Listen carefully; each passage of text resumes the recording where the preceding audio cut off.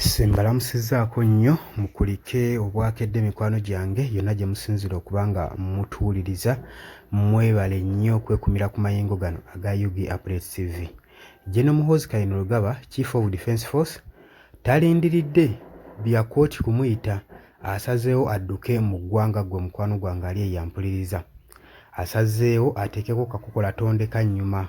Kiki ekimuddusa eky'amaanyi ennyo ekiri awo?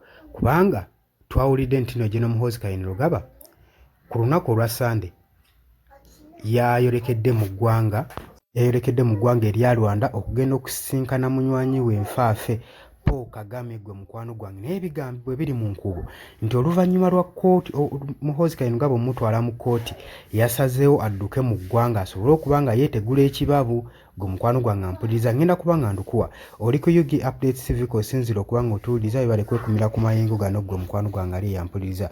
Abula gwagala otweyungako, kirira wansi waliwo ekigambo subscribe, kikonemu obeere ng'otweyungako ddala bulungi. Abali mu diaspora mbalamusizzaako omukwano gwange gwe ali eyampuliriza. Oluvannyuma lwa General Muhoozi Kainerugaba, Chief Magistrate wa kkooti eri ey'e Rakai eyayisizza ensonga criminal summons, kitegeeza nti nno okuba nga alina ekiwandiiko kye yayisizza ekya criminal nga amuwetaaga mu kkooti, yayisizza criminal summons against Muhoozi.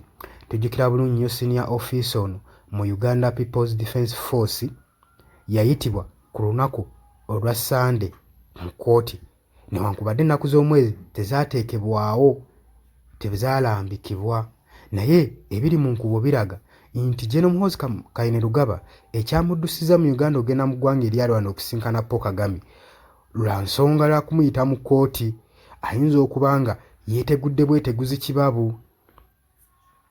Kigambibwa nti fayiro eno eyayisibwa private prosecutor ono Male H.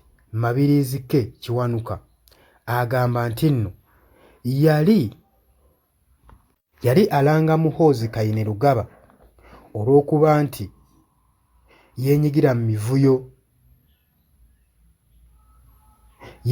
mivuyo ssaako n'okubeera nga si muwulize n'okunyoomoola ebiragiro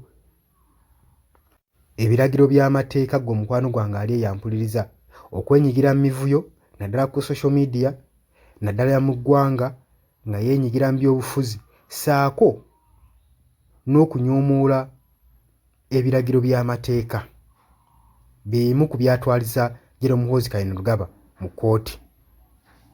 Jjukira buli muntu abadde bulindaala ng'alinda alabe magistrate ono owa kkooti ey'e Rakai ddala agenda attuukiriza kino, ddala nga baagala balabe ekkooti nga kwono high ranking officer banaamukubira ddala mu kkooti bamuyite awozesebwe, era nga buli muntu kyalindiridde.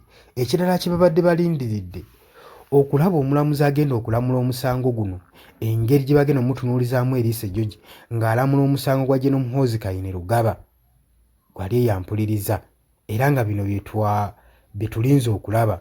Jjukira Muhoozi ajja yeenyigira nnyo mu byobufuzi, newankubadde amateeka kusinziira ku Penal Code 103 ne 104 mu UPDF Act tegamukkiriza oba galambika engeri UPDF officer gy'alina okweyisaamu, naddala nga yeenyigidde mu byobufuzi. Gwe mukwano gwange ali eyo ampuliriza.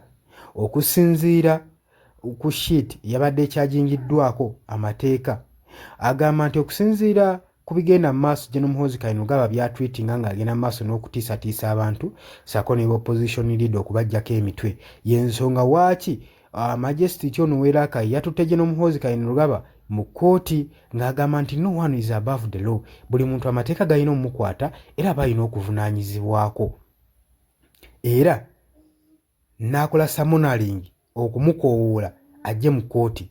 Wazira newankubadde ennaku z'omwezi tezaateekebwako, naye omulamuzi ono yasigala alambise nti agenda babuulira ennaku z'omwezi Muhoozi zaamwagalawo mu kkooti. Kati tumanyi oba yali agenda muyita lunaku lwa Mande oba Lwakubiri, wabula agali mu nkubo galaga nti General Muhoozi Kainerugaba yeetegudde dda ekibabu n'ayolekera mu ggwanga eya Rwanda. Olowooza ki mukwano gwange ku nsengo eno? Golowooza Muhoozi yadduse kibambuliro kya kumuwozesa mu kkooti? Olowooza kinsonga ki eyamututte mu ggwanga lino eryalwana okusisinkana Paul Kagame gwe ali eyampuliriza? Nkwanirizaako mu comment section jangu otangaaze eggwanga okusinziira ku ndowooza yo gwe nga woogiraba. Abula nkubiriza gwe atannatwegattako okkirire wansi waliwo ekigambo subscribe kikondeko obeere ng'otweyungako. Abali mu diaspora mbalamusizzaako nnyo, mwebale kwekuumira ku mayengo gano aga Yugi Updates TV. Mbaagala nnyo, mweraba.